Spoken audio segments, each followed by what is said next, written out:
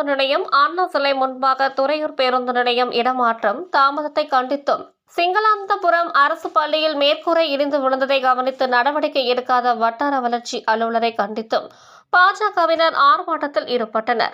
துறையூரில் 12 கோடி ரூபாய் மதிப்பீட்டில் புதிய பேருந்து நிலையத்தை புதுப்பிக்கும் பணிக்காக கடந்த 3 மாதங்களுக்கு முன்பாக பூமி பூஜை போடப்பட்டது.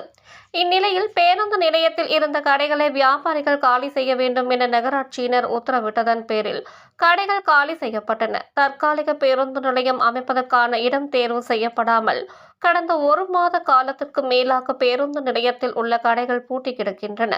இதனால் பேருந்து நிலைய கடை வியாபாரிகள் பெரிதும் பாதிக்கப்பட்டுள்ளனர். மேலும் நகராட்சிக்கு வாடகை மூலம் வரும் வருவாய் இழப்பீடு ஏற்பட்டுள்ளது. இதனால் திறமையற்ற துறையூர் நகராட்சி நிர்வாகத்தை கண்டித்தும் துறையூர் அருகே உள்ள சிங்களாந்தபுரம் அரசு பள்ளியில் நேற்று திங்கட்கிழமை மேற்கூரை இடிந்து விழுந்து விபத்துக்கு உள்ளானதில் பள்ளி வகுப்பறையில் குழந்தைகள் இல்லாததால் பெரும் அசம்பாவிதம் தவிர்க்கப்பட்டது. இதை கவனிக்க தவறிய வட்டார வளர்ச்சி அலுவலரை கண்டித்தும் திருச்சி மாவட்ட பாஜக தலைவர் அஞ்சா நெஞ்சன் தலைமையில் பாஜகவினர் துறையூர் பேருந்து நிலையம் முன்பாக ஆர்ப்பாட்டம் செய்தனர். ஆர்ப்பாட்டத்தில் பாஜகவினர் நகராட்சி நிர்வாகத்திற்கு எதிராகவும் வட்டார வளர்ச்சி அலுவலர் கண்டித்து